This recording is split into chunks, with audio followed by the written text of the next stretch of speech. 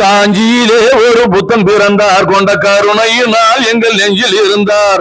அண்ணாவென்றெல்லோரும் அழைத்து வந்தார், 1000 தலைமுறை அழைக்க வந்தார். அண்ணாவென்றெல்லோரும் அழைத்து வந்தார், 1000 தலைமுறை அழைக்க வந்தார். அண்ணா அண்ணா அண்ணா எங்கள் அன்பின் தெய்வம் அண்ணா. அண்ணா அண்ணா அண்ணா எங்கள் அன்பின் தெய்வம் அண்ணா. தமிழ்நாடு என்று பெயர் சுட்டி தந்த கொடிமூக்கு, பொத்தான் போடா சட்டை, புஞ்சிருப்பு, வெட்டில மெல்லும் பற்கள், கடிகாரம் கட்டியும் கட்டாத கைகள், குனிந்த மேனி, அசையாத மாமேறு, வங்க கடலோரத்தில் ஆலடி சந்திரப்பலையில் உறங்காமல் இருக்கிறாரே, அறிவுலக மேதை, பேரறிஞர் பெருந்தகை, தென்னாட்டு காந்தி, அறிஞருக்கெல்லாம் அறிஞர் பேரறிஞர் அண்ணா அவர்கள் மறைந்த போது நம்முடைய ஒரு நாட்டினுடைய வரலாற்றை தனது நாவினால் எழுதி அதே கல்வெட்டாக பதிக்கக்கூடிய முத்தமிழ் அறிஞர், முத்தமிழ் வித்தகர், முன்னாள் முதல்வர், நம்முடைய ஞான தந்தை டாக்டர் கலைஞர் அவர்கள் அண்ணா அவர்களுக்கு ஆற்றிய கவிதாஞ்சலியை கேளுங்கள். பொழுது மென்மையிலும் மென்மையான புனித உள்ளம், அன்பு உள்ளம், அரவணைக்கும் அன்னை உள்ளம்.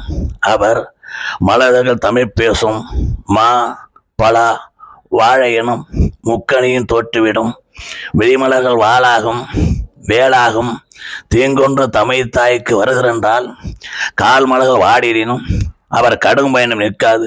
கைமலர்கள் பிணைத்து நிற்கும் தம்பியரே, கழகத்தை அம்மலரை எதிரிகளை மன்னித்து தலைநான செய்துவிடும்.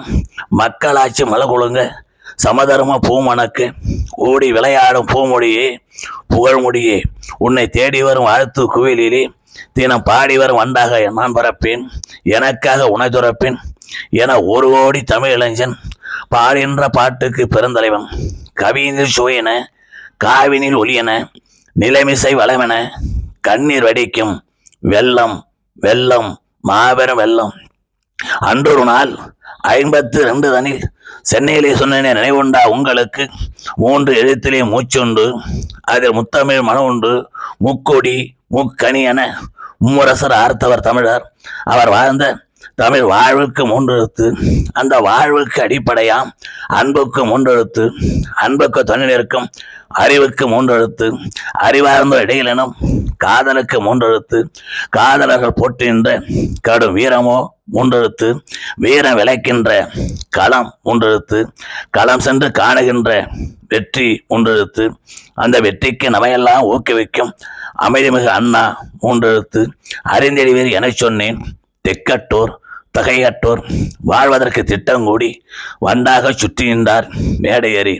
எழுதுகின்றார் அண்ணா, ஏடெல்லாம் வீடெல்லாம் தமிழ் நாடெல்லாம் புதுமை மணக்குதங்கே. ஏடா தம்பி, எடுடா பேனாய், எத்தனை உணர்ச்சி எத்தனை எழுச்சி, கத்திய தீட்டாதே புத்திய தீட்டு, கருத்து பேழை கற்பூரம் பெட்டகம், மரக்கிளையிலே பிணம் வெந்த புன்னிலவேல், மறந்திட போவோம் வணங்கவர் வாசகர், சாலை ஓரத்திலே வேலையற்றவர்கள் எண்ணத்தில் வெறித எண்ணங்கள் வேந்தே. இதுதான் காலக்குறி. அண்ணனுக்கின்றி யாருக்கு வரும் இந்த அறிவு நடை, அழகு நடை?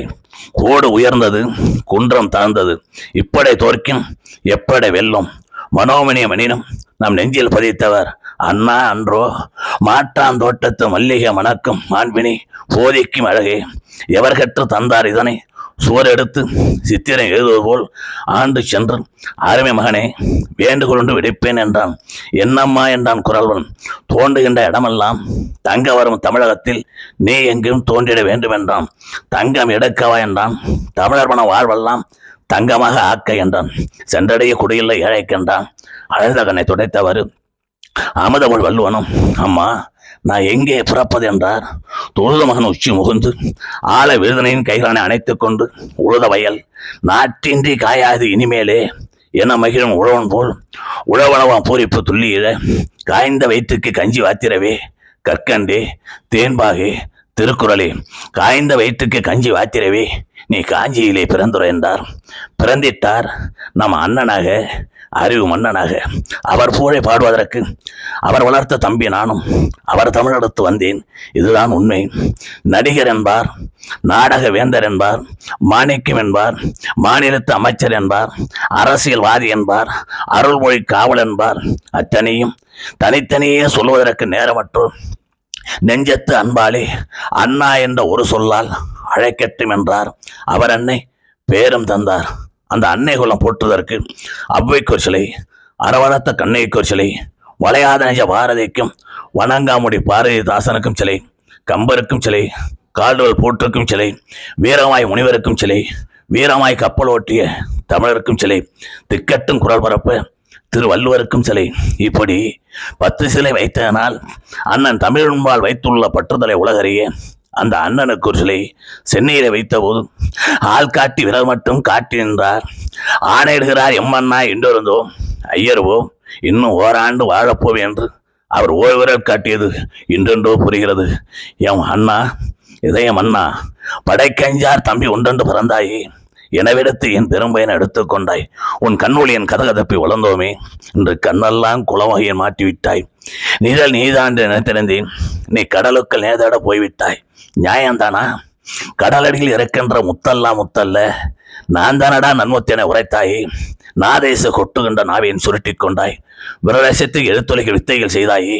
அந்த விரலை என் மடக்கி கொண்டாய். நீ கண்மூடி கொண்டு சிந்திக்கும் பேரழகை பார்த்துள்ளேன் என்று மண்மூடி கொண்டு உன்னை பார்க்காமல் இருப்பது என்ன கொடுமை? கொடுமைக்கு முடிவு கண்டாய். எம்மை கொடுமைக்கு ஆளாக்கி ஏன் தந்தாய்? எதையும் தாங்க இதயம் வேண்டுமென்றாய். இதயம் தாங்க ஏதென்னா எமக்கு இதயம்? கடற்கரையில் காற்று வாங்கியது போதுமண்ணா. எழுந்து வா எங்கள் அண்ணா. வரமாட்டாய், வரமாட்டாய். இயற்கையின் சதியமுக்கு தெரியுமண்ணா. நான் வரும் வரை இரவலாக உன் இருதயத்தை தந்திடண்ணா. நான் வரும்போது கொண்டு வந்து உன் கால்மலையில் வைப்பேன் அண்ணா. நன்றி, வணக்கம்.